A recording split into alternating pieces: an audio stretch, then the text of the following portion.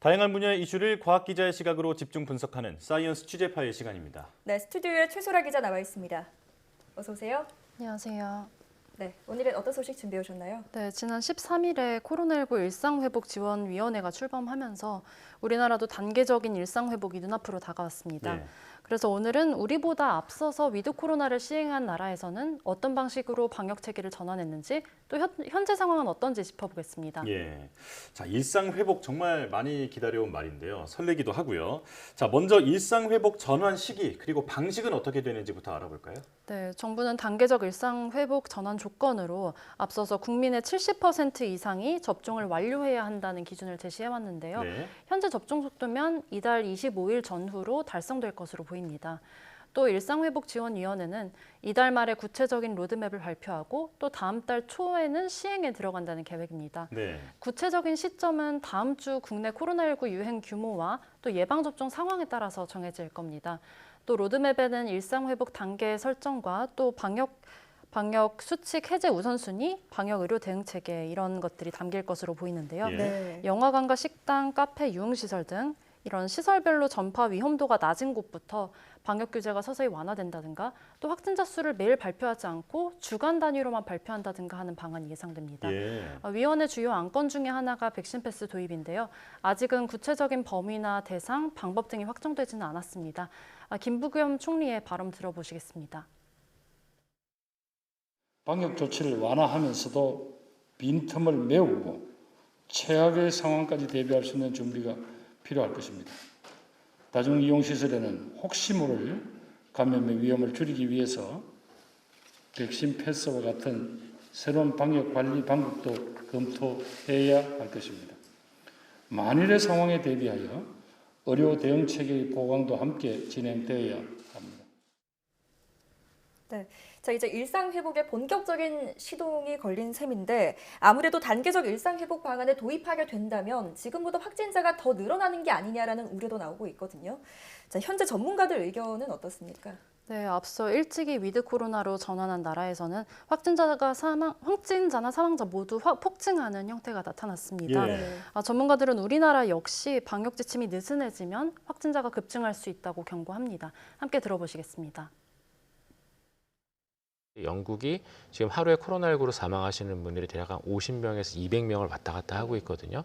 그럼 우리나라도 만약에 사회적 거리두기 완화가 너무 급격하게 진행되는 경우는 영국처럼 될 수 있을 텐데 그러면 우리나라도 인구 비례로 놓고 보게 되면 코로나19로 사망하시는 게 하루에 거의 약 한 50명에서 100명을 왔다 갔다 할 가능성이 높습니다. 그러면은 그거를 과연 우리가 감수할 수 있을 것이냐에 대한 것들이 조금 합의가 돼야 되거든요. 자, 그러니까 위드 코로나로 전환하면 확진자와 사망자가 급증할 수 있다. 네, 이렇게 얘기를 했는데요. 다른 나라의 사례를 잘 살펴봐야 할 텐데 이 백신 접종에서 가장 앞선 이스라엘 상황 어떻습니까? 네, 백신 접종률도 선두권이고 또 백신 부스터샷 접종률이 가장 앞선 나라죠. 이스라엘은 지난 2월부터 단계적으로 방역 조치를 완화하기 시작했는데요. 전 국민 접종률이 58%에 달했던 지난 6월 15일 거의 모든 방역 조치를 풀었습니다. 실외는 물론이고 아주 일부 장소만을 제외하고는 공공장소에서 마스크 착용 의무를 해제를 했고요. 네. 또 사회적 거리두기 조치를 전면 해제했습니다.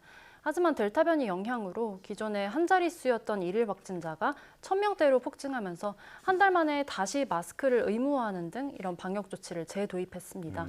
다만 과거와 같은 봉쇄 조치 등은 없이 백신 접종과 부스터샷에 더욱 속도를 내는 데 주력하고 있습니다. 네. 이스라엘은 지난 7월에 세계에서 가장 먼저 부스터샷 접종을 시작해서 현재는 전 국민의 40% 이상이 접종을 완료한 상황입니다.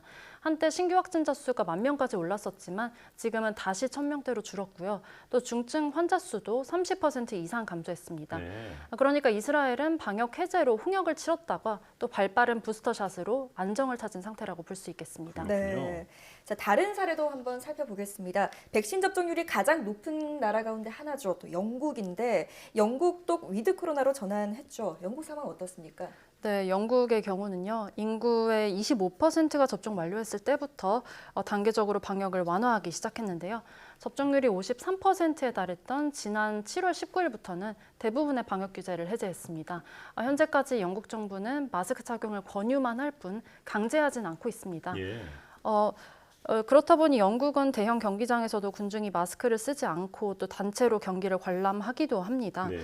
그런데 영국 의회는 영국의 코로나19 대응에 관한 보고서를 발간했는데 영국의 백신 프로그램이 신속하고 효과적이었지만 성급한 방역 정책은 문제가 있다고 쓴소리를 하기도 했습니다. 관련 내용 함께 들어보시겠습니다. Well, the government system for dealing with crises is a disaster, as I wrote in 2019. So, again, I explained all that when I spoke to the MPs. The system was bad for many years before COVID. Me and others put into place work to try and improve the system in 2020 after the first wave. Unfortunately, the Prime Minister, being the joke that he is, has not pushed that work through. 네, 현재 영국의 일일 신규 확진자 수는 4만 명 안팎으로 유지되고 있는데요. 결국 영국 정부는 교내 마스크 착용 의무화 등을 다시 검토하기로 했습니다. 네. 지금 이스라엘과 영국의 사례를 알아봤는데 또 다른 나라들 사례도 알려주시죠. 네, 아시아에서는 싱가포르가 대표적인 위드 코로나 국가죠. 접종률이 67%에 달했던 지난 8월 10일부터 확진자 수보다 치명률을 관리하는 방식을 택했습니다. 네. 하지만 싱가포르의 경우는 방역을 완전히 풀지는 않았다는 점이 앞선 두 나라와는 다른 모습인데요. 8월에 모임 인원 제한을 기존 2명에서 5명으로 완화했다가 확진자와 사망자가 폭증하자 다시 규제를 원상 복귀하기도 했습니다. 현재는 영업시간 규제를 오후 10시 반으로 유지하고 있습니다. 하지만 현재 접종률이 83%에 달하는데도요. 확진자는 하루 3,000명씩 발생하고 있습니다. 네. 또 최근에는 덴마크와 노르웨이, 핀란드 등 북유럽 국가들이 규제를 해제했거든요. 특히 덴마크는 지난 3월부터 위드 코로나를 준비해서 지난 10일에는 모든 제한을 완전히 해제했습니다. 초반에는 등교를 확대했고요. 또 다음에는 야외에서 식사를 허용하고 이런 식으로 6개월에 걸쳐서 점진적으로 방역 조치를 해제했습니다. 네. 자, 앞으로의 상황을 좀 전망해 본다면 앞으로 더 많은 나라가 위드 코로나 대열에 합류하겠죠. 네, 그럴 것으로 예상됩니다. 유럽의 경우는 전체 백신 접종률이 63%인데요. 앞서 언급한 북유럽 국가들 외에도 여러 나라가 위드 코로나에 동참할 것으로 보입니다. 접종률이 65%인 말레이시아는 10월 말쯤에 위드 코로나에 돌입하겠다고 밝혔고요. 또 호주는 현재 접종률이 52%인데 접종률이 70%에 이르면 위드 코로나에 돌입하겠다고 밝혔습니다. 예. 자, 우리나라도 일상전환 로드맵을 이달 말에 발표한다고 하는데 지금 이 로드맵에서 가장 주목되는 점이 바로 백신 패스 도입이잖아요.